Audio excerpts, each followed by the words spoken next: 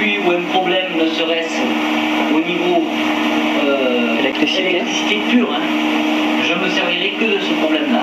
Cet extincteur à poudre. L'extincteur à poudre. Après, le reste, un feu de bois, un feu autre, qui serait différent qu'électrique, on prendrait l'extincteur du moins à eau, uniquement. C'est obligatoire. Toute structure, ne serait-ce que dans l'alimentation, n'importe où, n'importe quel service, que ce soit public ou en fabrication, même artisanale ou industrielle, à n'importe quelle échelle, c'est obligatoire. Et malheureusement, on n'en a pas encore dans les véhicules. Ce n'est pas encore obligatoire. D'accord. C'est ça qui est dommage. Y a-t-il, une question méchante, si quelqu'un se blessait avec le four, que faut-il faire à ce moment-là? Est-ce qu'on passe la plaie sous l'eau? Qu'est-ce qu'il faut faire exactement? Comment on intervient? Refroidir la plaie dans un premier temps, c'est-à-dire par glace ou eau, et non de l'huile. Il y a des personnes qui disent qu'il faut mettre de l'huile ou du beurre. C'est faux. L'huile ou le beurre avec la chaleur continue. Non. Sans la réfrigérer. Bon, là c'est chaud. On ne peut pas dire que c'est froid, c'est tiède. Donc c'est l'extérieur du four. C'est l'extérieur. La vitre là, la vitre est chaude. Il m'arriverait, comme il m'est arrivé, de me brûler avec une plaque, même qu'il y a les gants, avec une plaque. Quoi, le réflexe instantané, c'est de mettre la main au froid, ou la partie du corps au froid. C'est pour bloquer la chaleur, l'excès de chaleur. C'est le mieux qu'il y ait à faire. Dans un cas comme ça. Mais bon, les accidents, moi je travaille tout seul. Les accidents sont rares. Ça peut. Les accidents sont rares. Moi, je touche du bois, mais je n'ai pas eu d'accident ici depuis tout le temps, depuis 1 an et demi. Hein. J'ai jamais eu de problème, heureusement. Mais on est à l'abri de rien. On est vraiment à l'abri de rien. C'est vrai que le four pèse 180 kg. Comme vous pouvez le voir, il tient sur 4 pieds. Oui, la structure doit être costaud et ouais. C'est vrai que par exemple même pour la cuisinière, vous en servez parfois? Oui, le gaz sert pour tout ce qui est crème, tout ce qui est cuisson de sucre, tout ce qui est cuisson, mais je m'en sers moins puisque je me suis spécialisé dans la fabrication de la tarte du Champsor. Je me sers moins de ce genre de matériel. Au départ, je m'en sers beaucoup moins. D'accord. C'est un petit peu différent. C'est vrai que le four doit être très costaud, sa structure doit être très costaud pour des raisons de sécurité. Uniquement. Tout est là. Uniquement, c'est la sécurité. D'abord la sécurité. Est-ce que par rapport au temps passé, il y a l'amélioration de notre technique? Est-ce que c'est flagrant, dites-moi? Ah oui, on est obligé.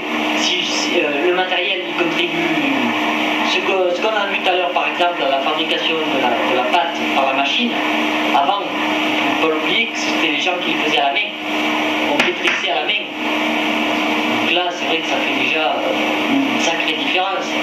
Avant, on prenait le rouleau et on étalait la pâte en rouleau. Maintenant, on a cette machine-là. Avant, on cuisait au four à bois. Maintenant, on cuit en un quart d'heure. Tout ça fait l'amélioration. C'est du matériel qui est moderne. On est on est au porte du XXe siècle. Je veux dire, c'est normal qu'on arrive avec du matériel comme ça à notre époque. C'est vrai qu'avec du matériel plus rustique, on ne pourrait pas obtenir la qualité sur le produit. On ne pourrait pas obtenir un goût. On ne pourrait pas obtenir le rendement, éventuellement. Le rendement. Ne serait-ce que le rendement. Donc, c'est un tout. 26 degrés.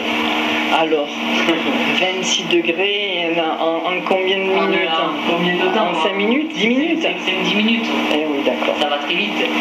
Et n'oublions pas qu'il y a une seule plaque au four. C'est un four qu'on peut mettre 9 plaques, soit 18 tartes. 18 tartes dans le four. D'accord. Donc si jamais on cuit tout en même temps, c'est vrai qu'il commence à faire chaud. Vous allez voir après de la buée s'échapper du four, c'est vrai que ça réchauffe la pièce et il ne fait pas froid. D'ailleurs là je vais partir, je vais me mettre là-bas. Voilà. Alors dans ce four, monsieur Arnaud, je suppose qu'il faut bien avoir l'œil ouvert. Parce que là, s'il y a 18 tartes qui sont dans le four, s'il y a 10 secondes d'écart, je pense que ça peut être catastrophique. Il faut bien vérifier, bien humer. Qu'est-ce qui est en priorité? C'est l'œil, c'est le nez? Qu'est-ce qui est en priorité pour vous? Qui permet de définir que la cuisson se passe bien et que c'est le moment peut-être d'arrêter. Quand est-ce que c'est? Qu'est-ce qui permet ça? L'habitude. C'est vrai que 10 secondes, c'est pas 10 secondes qui va vraiment faire changer les choses. Mais 2 minutes, oui. C'est énorme, à 180 degrés. Ne serait-ce des fois 30 secondes, c'est vrai. 10 secondes, bon, c'est vrai que 10 secondes, ça va être un peu... Mais c'est l'habitude. Moi, je sais que si je vous dis, par exemple, dans 10 minutes, je ne serai pas loin. Et puis après, vous allez voir, on va sentir une odeur, on va vivre un moment où c'est qu'on sait que c'est cuit. Est-ce qu'on peut définir l'odeur qui règne dans la pièce là? Est-ce que vous pouvez éventuellement préciser quelle odeur ça règne? Qu'est-ce que ça peut... La crêpe. La crêpe. La crêpe, ça va avoir une odeur de crêpe. De légère cuisson? Voilà, c'est ça, une odeur de crêpe, une odeur de comment on appelle ça? De gaufre? De gaufre vanillée, puisqu'on a mis de la vanille. C'est la vanille qui au four va se faire ressentir, pas au goût, va se faire ressentir au niveau de la cuisson. Ça va être d'abord la vanille, parce que la vanille, avec l'eau que j'ai mis dans la pâte, c'est elle qui va s'évaporer. En priorité, en premier? Et donc après avec le mélange bien sûr du sucre, de la farine et de l'œuf et du beurre, qui est une pâte à crêpes on va dire, pour simplifier, ça se rapproche à la pâte à crêpes. La recette n'est pas tout à fait la même, mais ça va se rapprocher. Et si jamais tout à l'heure vous pourrez sortir dehors, vous allez voir que ça sent bon dans la rue, par exemple. Et c'est une odeur qui n'est pas désagréable, c'est une odeur qui est le mieux, ça sent très plus fort, c'est l'hiver. Dehors il fait très froid, ici il fait chaud. Le contraste entre le chaud et le froid se fait très bien ressentir, donc là il y a plein de buées de partout, et on sent vraiment la vanille d'abord c'est la vanille. La vanille, elle pourrait être détériorée à quelle température? Une question méchante, excusez-moi. La vanille pourrait se détériorer à quelle température? À vrai dire, je ne peux pas trop répondre parce que c'est très technique. Mais vu que c'est de la vanille, je crois qu'il m'en reste. Parce qu'il existe différentes vanilles. Voilà. Moi j'ai de la vanille liquide. Vous pouvez sentir? Oui. C'est pas tout à fait la même. Ça prend plus dans l'arrière-gorge. C'est vrai. Bon là, ce style de vanille, c'est plus une vanille pour aromatiser les crèmes, si vous voulez, tout ce qui est froid, on va dire, tiède. Et la vanille en concentré, plus tout ce qui est pâte, donc tout ce qui va rentrer au four. Au niveau de la détérioration, au niveau du four, je ne peux pas trop vous répondre parce que je ne sais pas. Par contre, au niveau de... vous voyez par exemple au départ, je travaille avec ce genre de truc, je travaille avec ça, que je mettais dans la pâte. Comme tout à l'heure j'ai fait avec la poudre. Je ne travaille plus parce que la vanille me casse la pâte. La vanille me détend la pâte et me casse la pâte quand je la travaille. Est-ce que ça vient du fait que c'est quelque chose qui est liquide? Oui, il y a de l'eau. D'accord, c'est donc trop liquide. Trop liquide. Okay. Sirop de sucre, et après il y a des substances naturelles identiques à la vanille. Donc c'est un produit qui est artificiel, c'est pas du naturel. Le naturel ça vaut 1000 francs le kilo, la vanille. C'est très cher. Donc c'est pas du naturel, mais c'est trop liquide pour la confection de pâtes, tout ce qui est pâtes. C'est trop liquide pour les pâtes. Donc j'ai opté pour de la vanille qui est liquide. Mais de la vanille qui est en poudre. Pardon. Mais la vanille n'est pas obligatoire dans la tarte du Champsaur. C'est parce que je trouve que ça donne un léger goût, un léger parfum, uniquement à ce stade-là. C'est pas pour une raison qui est autre, c'est juste pour moi, c'est pas obligatoire. Et là on peut voir déjà qu'au four, à cette température-là, ça a déjà pris un petit peu couleur. Et oui, ça prend une petite couleur, comment on peut caractériser la couleur? Ça cuit légèrement, ça fait un... comment on peut dire cette couleur? Je n'arrive pas à la définir. Et la pâte commence légèrement à monter. Exactement. Ça brunit un petit peu. C'est ça. On ne peut pas dire que la pâte lève, vous le voyez à peine. C'est vrai que la pâte ne va pas, ça va pas faire une tarte comme ça. La pâte elle va se décoller un petit peu de la confiture de la griotte. Exactement. Ça va lui donner un peu de place, un peu d'espace. C'est ça. D'ailleurs, on voit bien qu'elle s'est déjà détendue. Elle s'est un peu détendue. Le papier, c'est du papier sulfurisé. Oui. Il sert à quoi exactement ce papier sulfurisé? Est-ce que ça a une fonction particulière?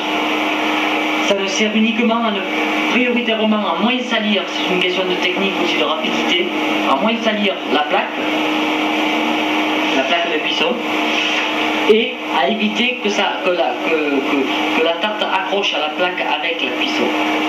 Vu qu'il y aurait du sucre, ça pourrait caraméliser et ça évite que ça accroche à la plaque. Ça accroche uniquement pour ça, uniquement pour ça. Dans les ingrédients que vous avez mis, ce que je pense le plus fragile, c'est la vanille qui cuit en premier, puisque c'est l'odeur qui sort en premier. Après, qu'est-ce qui viendrait après? C'est l'œuf? Ou c'est plus la farine? C'est plus le mélange de farine-eau? Qu'est-ce qui se cuirait après? Si on peut dire des tranches de progression. Le sucre. Le sucre. Parce que c'est lui qui donne la couleur. Donc d'abord, c'est le sucre. C'est vrai qu'après, à l'odeur... Moi, je n'ai pas un nez trop développé, mais est-ce que vous sentez l'odeur du sucre par rapport à la vanille? Non. Je vais ouvrir la porte, vous allez voir l'odeur se dégager. Je vais la refermer. Vous allez voir. Déjà, ça sent plus une odeur de gaufre que plutôt une odeur de crêpe. C'est donc... c'est vrai qu'il y a cette vanille, ce sucre. Vanille et sucre, bon, après la confiture est complètement différente, donc on n'arrive pas à sentir vraiment la confiture de griotte. La confiture, je la sens absolument pas. Non, on la sent pas. On ne peut pas la sentir. Par contre, la vanille, ça balance. Ouais, mais par contre, ça ne répercute pas sur le goût. Hein. Ce que vous allez sentir, on n'a pas le même goût. C'est ce qui est différent. D'accord. Ah oui. La vanille va vous venir après au niveau du goût. D'abord, numéro 1, ça va être l'effet de la griotte. C'est très fort. C'est un fruit qui est très puissant au niveau de la saveur et du goût. C'est pour ça que j'ai opté, moi, comme je vous disais au tout début, pour des fruits congelés, des fruits qui se conservent au froid. Des fruits au froid et des fruits même qui n'ont aucun rapport avec les autres Alpes. C'est un fruit, la griotte est un fruit plutôt la cerise. C'est un fruit qui est un petit peu plus provençal, parce que dans le département on ne trouve pas de la griotte. Donc c'est un choix, c'est le choix. Moi il m'arrive d'en faire au citron par exemple, ou aux pommes aussi, qui n'ont strictement aucun rapport avec le département. Ça c'est chacun met son grain de sel.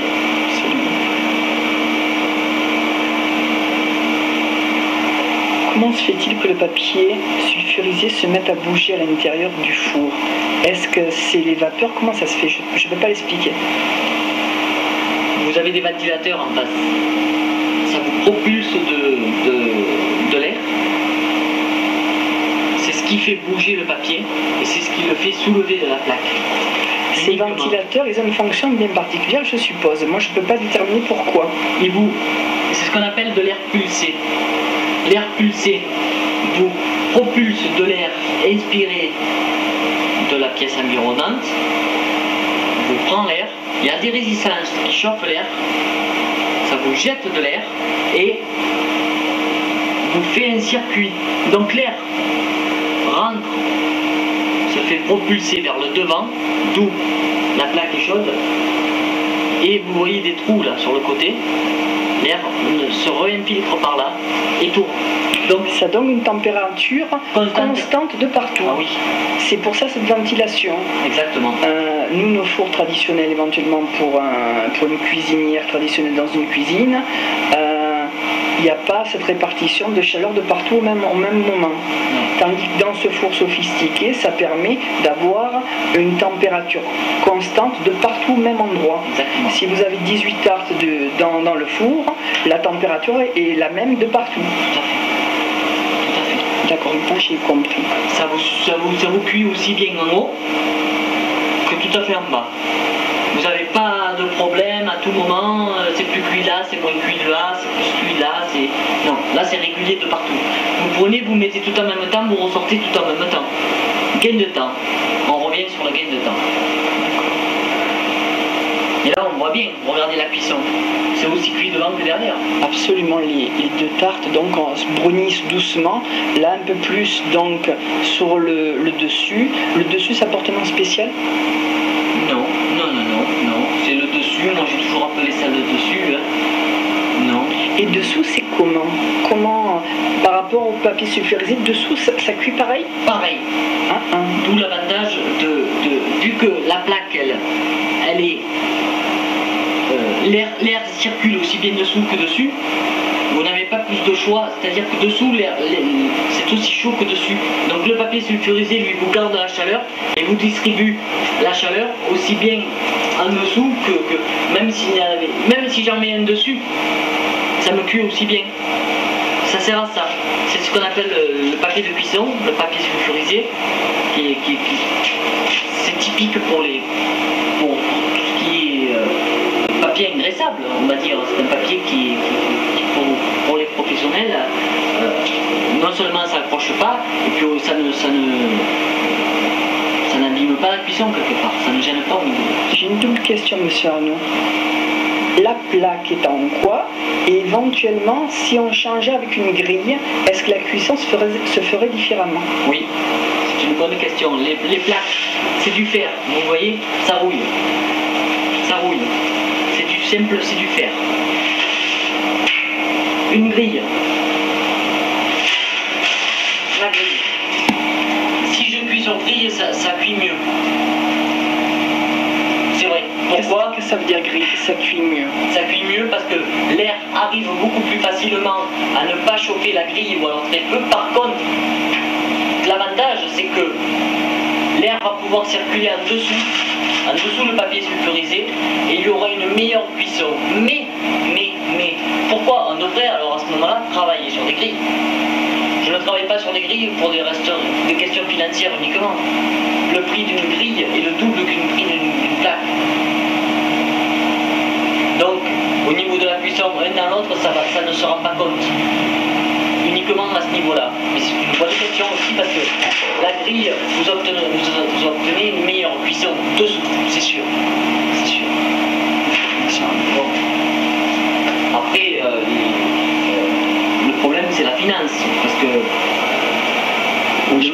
le matériel, l'infrastructure coûte très cher. Je ne préfère pas rentrer dans les prix, c'est pas l'objet de l'entretien, mais c'est vrai que c'est un investissement, Exactement. Et c'est un investissement pour combien d'années? Pour combien d'années? Pour une vie peut-être? Oh non, peut-être pas une vie, parce que la structure n'est pas très importante. Mais peut-être en espérant peut-être 3, 4 ou 5 ans, histoire de voir un petit peu au départ si vraiment il y a la demande sur le produit, le temps de se mettre en place, on va dire. Hein, le temps de voir si ça vaut le coup d'investir plus, si ça vaut le coup d'arrêter, ou si ça vaut le coup de trouver peut-être un autre produit dans la même structure ou infrastructure. Tout dépend. Éventuellement de s'agrandir. Ou alors de s'agrandir. Avec le même matériel éventuellement. Et des locaux plus importants et du matériel plus important. D'accord. Alors c'est quand même un investissement sur 4-5 ans? 4-5 ans. Histoire de voir si vraiment, sans que l'investissement soit trop lourd, sans que l'investissement soit trop léger, pas partir dans du matériel trop petit pour quand même arriver à suivre niveau fabrication, il faut trouver un équilibre au départ. Donc là, Voir si le marché... voilà, il s'ouvre. existe, il y est, voilà. D'accord. Ok. Est-ce que l'odeur est différente maintenant? Oui. Oui.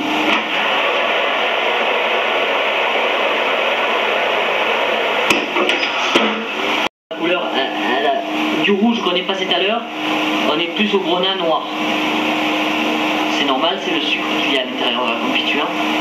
Donc à partir de là, la confiture a cuit. Mais n'a pas perdu de sa saveur.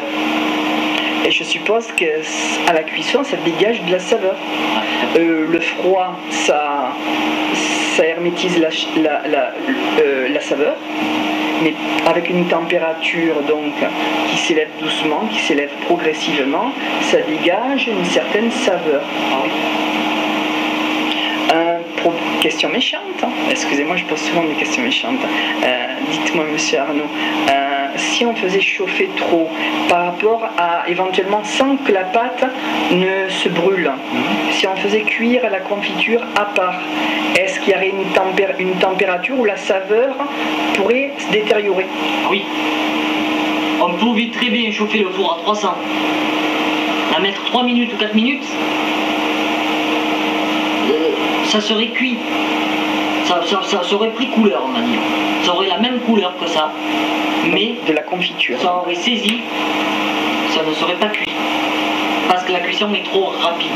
Il faut que la cuisson se fasse à une température normale. Il ne faut pas exagérer. Il y a des boulangers pour faire la comparaison que quand ils sont pressés, moi j'en ai pu faire, ils augmentent le four à des températures très élevées, ils mettent le pain vite dedans, ça vous cuit le pain, ça vous saisit le pain, ça ne vous le cuit pas. Et puis la mie à l'intérieur, elle est pas cuite. Donc il faut être pour tout. Il vaut mieux rester 3 minutes de plus mais avoir un produit cuit généralement équilibré que de mettre pendant 3 minutes un produit qui a le même aspect à l'œil mais qui n'est pas bon au goût. C'est relatif. Je dirais même que c'est logique quand même. Et pourtant, c'est peut-être pas tout à fait ce qui se passe dans la réalité. Bon, on ne rentrera pas là dans ces questions. Alors là, c'est cuit. Et là, je vois que ça fait un peu le tour, excusez-moi, j'ai oublié le nom. Le sertissage. Le sertissage, il est bien doré, on dirait que ça fait comme un croissant. La couleur d'un croissant, c'est la couleur brunâtre, brunie d'un croissant. C'est ça. Voilà. Et là, ça fleure bon. Ah oui. Là, c'est un petit peu différent déjà. Donc on va mettre à refroidir. Voilà. Voilà la tarte du Champsor. D'accord. Et là, vous venez de faire un mouvement de la plaque et on voit que la pâte se détache facilement. Et vous pouvez voir qu'au niveau de la cuisson, dessous, c'est régulier. C'est régulier et ça n'a pas trop bruni, c'est juste bien. Si on avait pris une grille, ça aurait peut-être bruni de la même façon que dessus, non? Est-ce que je me trompe? Cuit dessous. Ça aurait plus cuit dessous. Ça aurait un petit peu plus cuit et ça aurait été, après au niveau du goût, ça aurait été plus croustillant, on va dire, dessous. D'accord. Ou des fois le défaut des pizzas ou le défaut de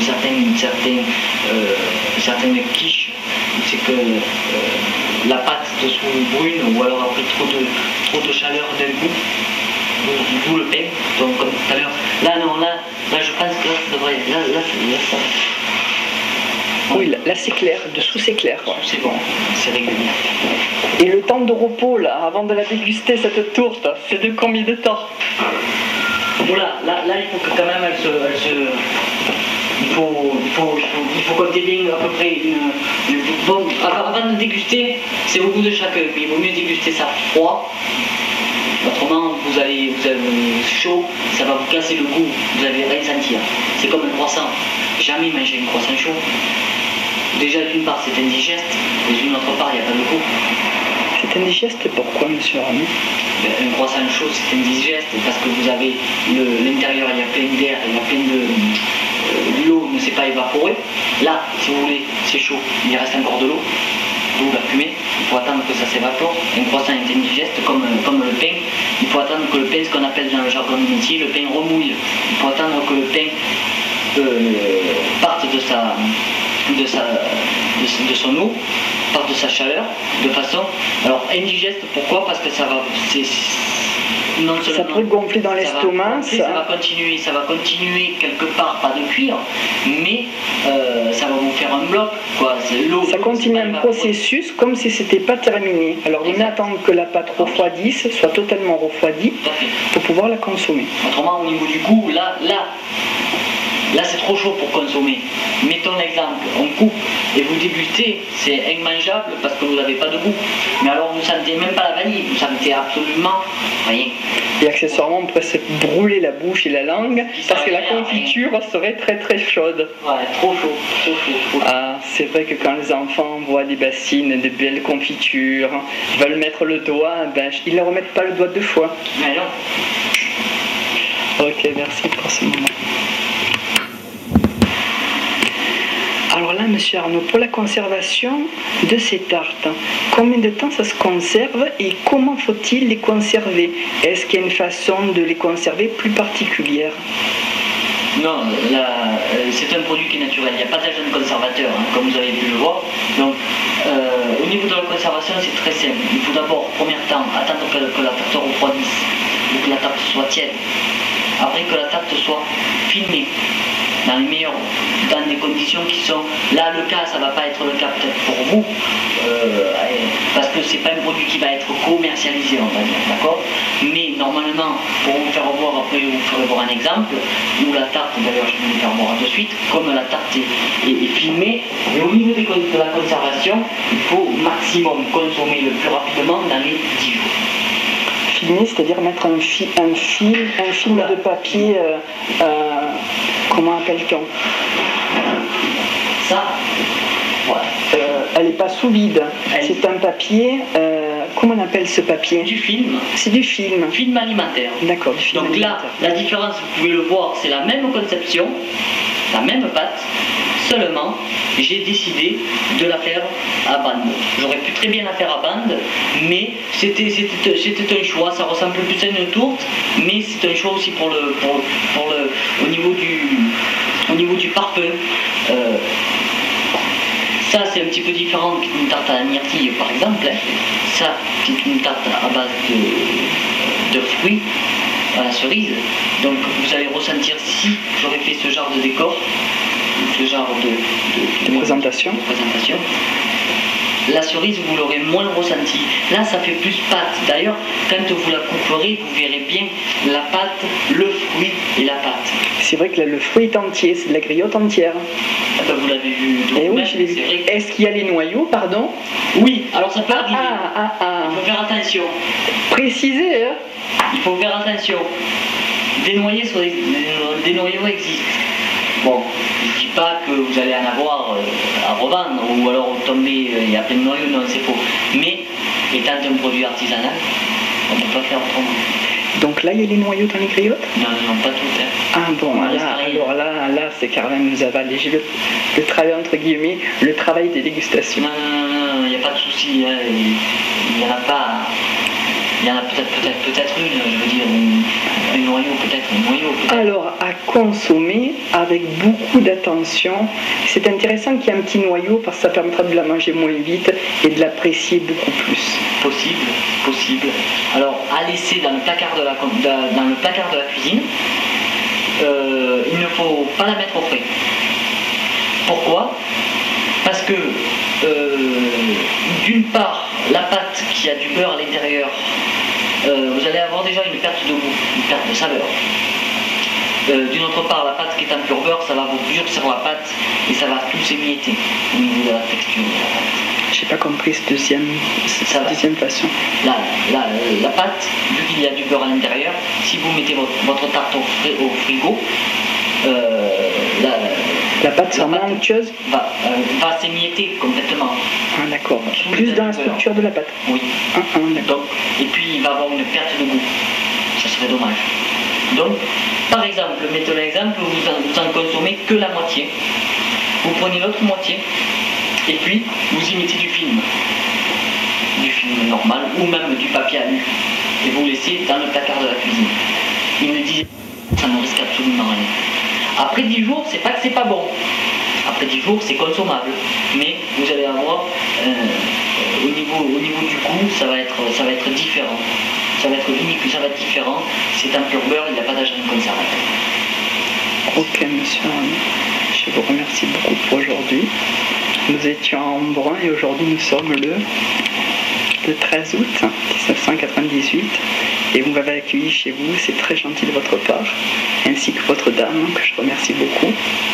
Et je pense que je dégusterai ces tourtes, ces tartes avec des amis, avec beaucoup, comment dire, j'apprécierai beaucoup de les déguster et de les partager avec des amis. Merci monsieur Arnaud. C'est moi, je vous remercie.